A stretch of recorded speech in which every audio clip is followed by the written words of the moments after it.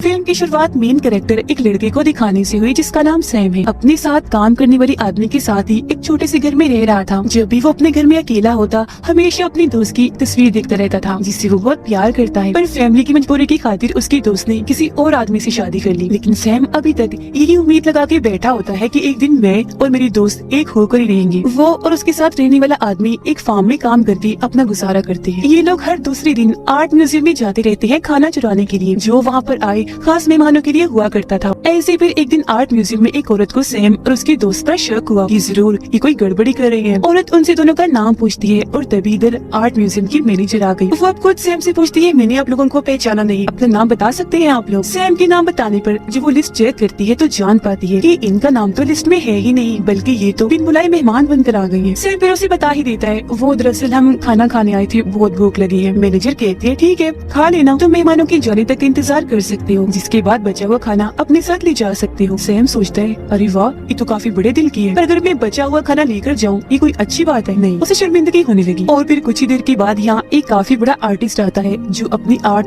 कला की वजह से काफी मशहूर था, क्योंकि जो कुछ भी दुनिया में चल रहा होता है उसकी पेंटिंग्स बनाकर अपनी कला के जरिए वो सबके सामने पेश करता है। उसकी एक एक पेंटिंग 10 लाख डॉलर से भी कई गुना ज्यादा महंगी बिकती थी। इधर आर्टिस्ट को सैम के बारे में पता चलता है और ये भी कि वो काफी गरीब आदमी है और सीरिया मुल्क से यहाँ आकर रह रहा है, वो भी बिना पासपोर्ट के। इस बात से आर्टिस्ट सैम में दिलचस्पी लेने लगा। शाम होते ही उसे एक बार में लेकर जाता है और बताता है कि मैं तुम जैसे ही लोगों पर एक पेंटिंग बनाना चाहता हूँ, यानी ऐसे लोग जो अपने मुल्क से दूसरे मुल्कों में जाते हैं और वहाँ उन्हें कितनी मुश्किलात का सामना करना पड़ता है। उसके जरिए मैं दुनिया को ये दिखाना चाहता हूँ कि तुम जैसे लोगों को पासपोर्ट पाने में कितनी मुश्किलें आती है। अब सैम उसे यहाँ अपनी ख्वाहिश बताता है कि मैं बेल्जियम जाना चाहता हूँ क्योंकि मेरी दोस्त अपने हस्बैंड के साथ वही रहने गई है। आर्टिस्ट बोला, और तुम्हारी यही मजबूरी मुझे मेरे मकसद में कामयाब करेगी। सैम हैरान होकर बोला कि सर आखिर आप मुझसे चाहते क्या हैं? तब आर्टिस्ट उसे बता ही देता है कि मैं तुम्हारी पीठ पर एक टैटू बनाना चाहता हूँ और इसी से मुताल्लिक मेरी सारी सोच है। खैर काम खत्म करने के बाद सैम जब घर जाता है तो काफी खुश लग रहा था, क्योंकि आज वो लंबे अरसे के बाद अपनी दोस्त अबीर से वीडियो कॉल पर बात कर रहा था। दोनों एक दूसरे को देखकर काफी खुश थे। सैम उसे अपने साथ चलने का कहता है कि मेरे पास आओ, शादी कर लेंगी, बहुत खुश रहेंगी, तुम्हारी खातिर मैं कुछ भी कर सकता हूँ। अबीर जवाब देती है, ठीक है मैं आ तो जाऊंगी, पर फिलहाल अपने लिए अच्छी नौकरी ढूंढ रही हूँ, जो मिलते ही फौरन आ जाऊंगी, पर तब तक तो मुझे अपने हस्बैंड के साथ ही रहना पड़ेगा। जो सुनकर सैम काफी दुखी हो जाता है, क्योंकि वो सोच रहा था कि इसका मतलब अबीर कुछ और अरसा अपने हस्बैंड के साथ रहेगी। तभी उसका हस्बैंड वहाँ आ ही गया, जिसे देखकर फौरन अबीर वीडियो कॉल बंद कर देती है। ये चीज तो सैम को इतनी बुरी लगी कि अब वो बेल्जियम जाने का अटल फैसला कर लेता है, क्योंकि मजीद वो ये सब बर्दाश्त नहीं कर सकता था। पर बेल्जियम जाने का उसके पास एक ही रास्ता, उसे आर्टिस्ट के लिए काम करना पड़ेगा। और अब वो उस जगह जाता है जहाँ उसकी पीठ पर टैटू बनाना था। वहाँ वो आर्टिस्ट के वकील से बात करता है, जो बता रहा था कि सैम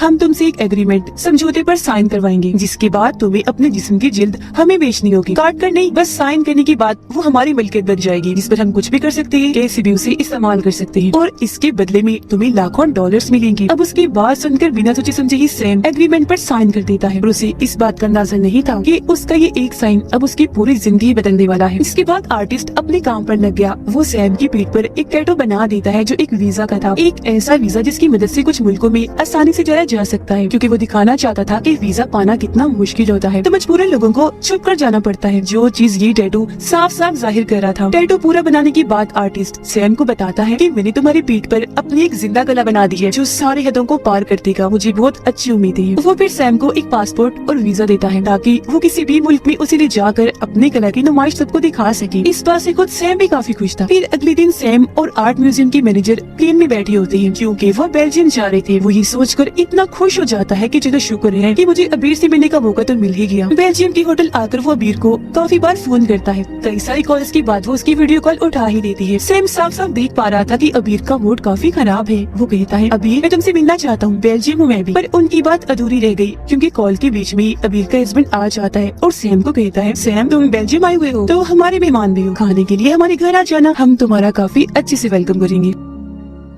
फिर इसके बाद सैम की टैटू की तस्वीरें बनाई जाती है। वो इस फोटोशूट से खुश नहीं था, उसे ऐसे ही शर्ट उतार के बैठना अच्छा नहीं लग रहा था। हालात को ठीक करने के लिए वो लोगों से बात भी करता है, पर कोई फायदा नहीं हुआ। शूट के बाद मैनेजर उसे एक फोन देकर कहती है, अपनी मॉम को कॉल कर लेना, काफी फिक्रमंद हो रही होंगी वो तुम्हारे लिए। फिर अब सैम की पीठ पर बना हुआ टैटू पूरी दुनिया को हिला कर रख देता है। हर जगह उसकी और उसके टैटू की ही बातें चल रही थी। वो खुद भी जब बाहर आता है तो हर बोर्ड पर अपने टैटू की ही तस्वीरें पाता है। अब वो मशहूर तो हो गया था, पर शूट के दौरान उसे बहुत सारी मुश्किलात का सामना करना था, क्योंकि बार बार तैयार करके घंटों तक उसे बिठा कर रखा जाता था, क्योंकि लाखों लोग उसे देखने जो आते थे। और इस दौरान अगर वो अपने किसी फ्रेंड से बात भी कर ले, ये थोड़ा सा हिल भी जाए तो डांट पड़ती थी। वो बेचारा अब यही सोच सोच के ही परेशान रहने लगा। अरे ये क्या है, क्या मेरी कोई अहमियत नहीं, मेरा बस टैटू ही है, कि मेरा खुद का कोई वजूद नहीं है, इस पर मेरा कोई हक नहीं है। और इसके बाद वो अपने बेड पर आकर अपनी पुरानी जिंदगी को याद करने लगा। 1 साल पहले जब सीरिया में जंग चल रही थी तो हालात काफी खराब थी, पर जंग के इस माहौल में भी सैम अपने दोस्त अबीर की वजह से काफी खुश था। एक दिन वो दोनों बस में मिले।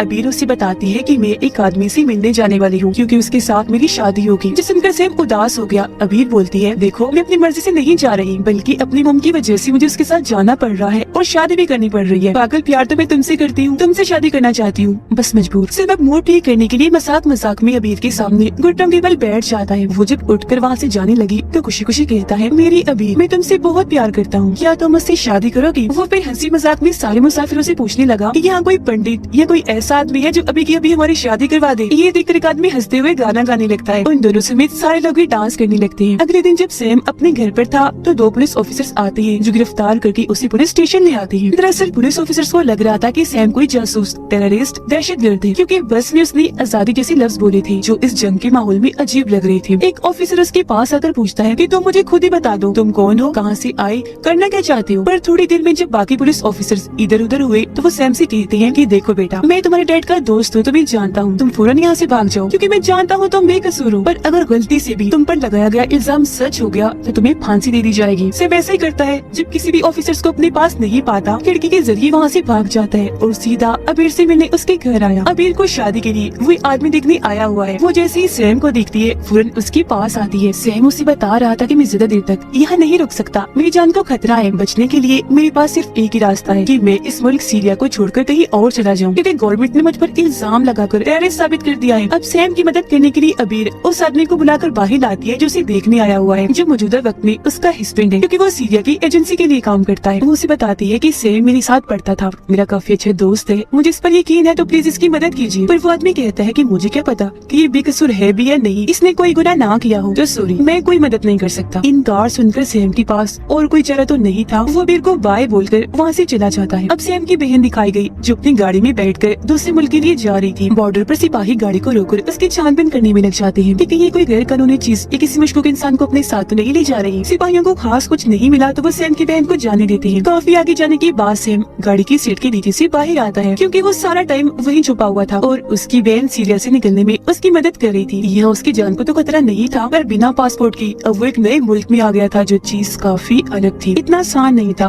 फिर कहानी वापस मौजूदा वक्त में आ जाती है। सैम अपने होटल के कमरे में आराम कर ही रहा था कि तभी उसके दरवाजे पर कोई आदमी आ जाता है, जो सीरिया की गवर्नमेंट की तरफ से भेजा गया एक ऑफिसर था। सैम को कहता है, हमें अंदाजा हो गया है तुम यहाँ कितनी मुश्किल जिंदगी गुजार रहे हो। आर्टिस्ट ने तुम्हारे साथ बहुत गलत किया और अब हम उसे पकड़वाना चाहते हैं, जिसके लिए हमें तुम्हारी गवाही की जरूरत है। आगे कोई बात सुने बगैर ही सैम ऑफिसर के मुंह पर ही दरवाजा बंद कर देता है, क्योंकि वो इस बात से गुस्सा था कि पहले सीरिया की यही गवर्नमेंट मेरी जान लेने वाली थी और आज इनको मेरी ही मदद चाहिए। रात को वो अपनी मॉम को वीडियो कॉल करता है, जो उससे नाराज होकर कहती है, तुम क्या कर रहे हो, हमें तुम्हारी बहुत फिक्र हो रही है, जानते हो तुम्हारी इस टैटू वाली हरकत की वजह से तुम्हारे रिश्तेदार कितना बुरा भला कह रहे हैं कि सैम ने पैसों के लालच में अपना जिस्म बेच दिया। वो अपनी मॉम को समझाने लगा, मेरी प्यारी माँ तुम फिक्र मत करो, वो सारी मुझसे जलकर ऐसी बातें बना रही है, क्योंकि आज मैं जहाँ हूँ वो कभी वहाँ नहीं आ सकती। अगले दिन सैम अबीर के घर का पता लगवाकर वहाँ पहुँचा। वो उसे अपने घर के बाहर खड़ा पाकर काफी हैरान रह जाती है। वो अबीर से झूठ बोल देता है कि मैं यहाँ आर्ट म्यूजियम की तरफ से छोटी मोटी नौकरी करता हूँ और उनकी वजह से मैं बेल्जियम आ पाया हूँ। दोनों एक दूसरे से मिलकर काफी खुश थे, गले से लग जाते हैं, पर उन्हें ये अंदाजा नहीं था कि अबीर की हस्बैंड ने उन दोनों को देख लिया है। अब अगले दिन अबीर का हस्बैंड उसे आर्ट म्यूजियम में लाता है ताकि वो ये बात साबित कर सके कि सैम ने अपनी नौकरी को लेकर उसे झूठ बोला है। सच्चाई अबीर को जब पता चलती है तो वो घबरा गई। सैम के लिए उसे फिक्र हो रही थी। अबीर का हस्बैंड सैम के साथ बदतमीजी करने लगा, उनकी लड़ाई हो जाती है। गुस्से में उसका हस्बैंड काफी महंगी पेंटिंग तोड़ देता है तो उसे गिरफ्तार कर लिया जाता है, जबकि सैम को तो आर्टिस्ट के वकील ने ही बचा लिया था। इसी रात अबीर सैम के पास उसके कमरे में आई और आज जो हुआ उस बारे में बात करने लगी। तभी अबीर के पास उसके हस्बैंड की कॉल आती है, क्योंकि उसने जबरदस्ती अबीर को सैम के पास भेजा ताकि वो सैम से बात करे और उसके हस्बैंड को पुलिस छोड़ दे। ये चीज जैसे सैम को पता चली, वो अबीर को कहता है कि कानून मेरे हाथ में नहीं है, तो इस बारे में मैं कुछ नहीं कर सकता। अब उसमें इंसानियत इतनी ज्यादा थी कि अबीर के हस्बैंड की मदद करने के लिए वो अपने आर्ट म्यूजियम के लोगों को धमकाता है कि अगर उसे जैसे ना निकाला गया तो मैं सीरियस से हाथ मिला लूंगा, आर्टिस्ट के खिलाफ गवाही दूंगा, तब उसे पक्का कोई बड़ी सजा होकर ही रहेगी। उसकी ये बात सुनकर अब ना चाहते हुए भी अबीर के हस्बैंड को जेल से छुड़वा लिया जाता है। वो खुद भी यहाँ से भागना चाहता है क्योंकि तंग आ गया था। आर्टिस्ट की बनाई हुई कोई चीज बनकर वो रहना अब नहीं चाहता था, तो ये बहाना लगाता है कि मेरी मोम की तबीयत बहुत खराब है, मुझे उनको पूछने जाना है। पर मैनेजर समझ जाती है कि नहीं नहीं,